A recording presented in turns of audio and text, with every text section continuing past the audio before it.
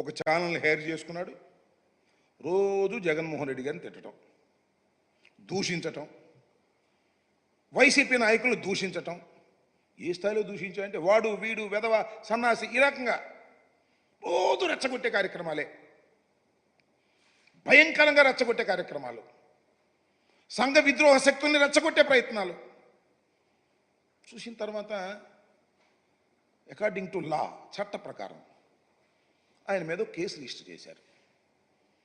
Case register చేసిన తర్వాత whether it is false or right, ఆయన according to him false case అన్నాడు. Yes, ఫాల్సా కాదా ప్రజలందరికీ తెలుసు. ఆయన ఎంత బాగా రెచ్చగొట్టాడో. టీవీలో మాట్లాడుతూ ఒక ఛానల్ లాగా పెట్టుకుని దానిలో రోజు ఈ టైంకి వస్తాడు, తిడతాడు. అప్పుడు దెన్ సీఎం గౌరవనీయులైనటువంటి జగన్మోహన్ రెడ్డి గారిని విచ్చలవిడిగా మాట్లాడు. పొట్టోడు అంటాడు, అది అంటాడు, ఇది అంటాడు, దొంగ అంటాడు, ఇది అంటాడు, ఇష్టం వచ్చాడు మాట్లాడాడు. కేసు రిజిస్టర్ చేసిన తర్వాత అది ఫాల్సా జెన్యూనా that will be decided before the honourable court. చెయ్యాలంతే. ఆయన ఫాల్స్ అనుకుంటాడు, నా మీద కేసు పెడితే నేను ఫాల్స్ అనుకుంటా, ఆయన మీద కేసు పెడితే ఆయన ఫాల్స్ అనుకుంటాడు. ఆ కేసులో సిఐడి వెళ్ళి అరెస్ట్ చేసి తీసుకొచ్చి కోర్టులో ప్రొడ్యూస్ చేశారు. ఇది జరిగింది. అరెస్ట్ చేసిన తర్వాత ఎప్పుడు కోర్టులో ప్రొడ్యూస్ చేయాలి? Within 24 hours. వితిన్ 24 hours-లోనే ఆయన ప్రొడ్యూస్ చేశారు. ప్రొడ్యూస్ చేసినప్పుడు జనరల్గా చాలామందికి తెలియకపోవచ్చు, ఈ క్రిమినల్ ప్రొసీజర్ కోడ్, ఐపీసీ తెలియకపోవచ్చు. ఎప్పుడైతే ఒక ముద్దాయిని ఏ కేసులో అయినా అరెస్ట్ చేసినప్పుడు 24 గంటల్లో అందుబాటులో ఉన్న కోర్టులో కానీ కన్సర్న్ కోర్టులో కానీ హాజరుపరచాలి. అది రాజ్యాంగం, క్రిమినల్ ప్రొసీజర్ కోడ్, దాని ప్రకారం హాజరుపరిచారు. హాజరుపరిచినప్పుడు జనరల్గా ఏమండి పోలీసు వారు మిమ్మల్ని ఏమైనా ఇల్ ట్రీట్ చేశారా అని అడుగుతారు.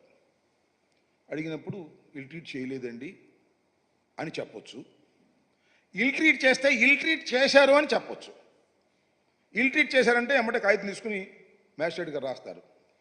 ఏం ఇల్ ట్రీట్ చేశారు? మిమ్మల్ని కొట్టారా, తిట్టారా, ఏం చేశారు, హౌ ఏ రకంగా ఇల్ ట్రీట్ చేశారని చెప్తారు. నన్ను కొట్టారండి,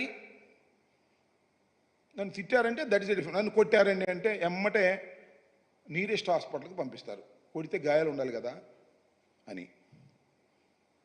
ఈ రాజుగారు కూడా నన్ను ఇల్ ట్రీట్ చేశారండి, నన్ను కొట్టారండి అని చెప్పారు. ఎవరు కొట్టారు చెప్పలా. గుర్తు తెలియని వ్యక్తులు ముసుగులు వేసుకుని కొట్టారని చెప్పాడు. అది ఆయన చెప్పింది కక్షతో. ఎమ్మటే జీజీహెచ్కి రిఫర్ చేశారు. జీజీహెచ్లో ఎగ్జామిన్ చేశారు. ఎగ్జామిన్ చేసేటప్పుడు కూడా ఏమిటి మీకేమి ఏం జరిగింది అనేది ఇక్కడ కొట్టారండి, నన్ను ఈ రకంగా పలానోళ్ళు అని చెప్పాలి కదా. గుర్తు తెలియని వ్యక్తులు అని చెప్పేశాడు. అది నోట్ చేసుకున్నారు, కోర్టులో నోట్ చేసుకున్నారు, మ్యాజిస్ట్రేట్ గారు జీజీహెచ్లో నోట్ చేసుకున్నారు. They have given a certificate. అది చాలు, ఇది అన్యాయం అని చెప్పేసి సుప్రీంకోర్టుకు వెళ్ళాడు. సుప్రీంకోర్టు వాళ్ళు హైదరాబాద్లో ఉన్న మిలిటరీ కోర్టుకు రిఫర్ చేశారు. అక్కడికి వెళ్ళాడు, అక్కడ కూడా సర్టిఫికేట్ తీసుకున్నాడు. తర్వాత ఆయనకి బెయిల్ వచ్చింది.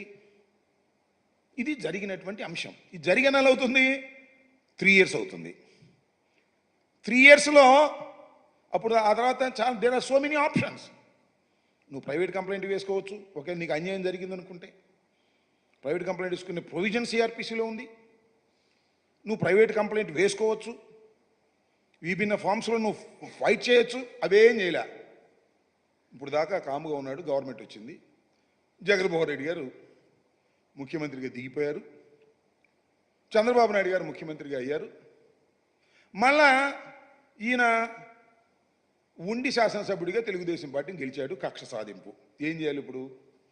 జగన్మోహన్ రెడ్డి గారిని ఏదో ఒక విధంగా కేసులో ఇరికించి ఆయన మీద కక్ష సాధింపు చర్యలు చేయాలనేటువంటి ఉద్దేశంతో పోయిన మాసం 11వ తారీఖున పంపించాడు ఒక మెయిల్.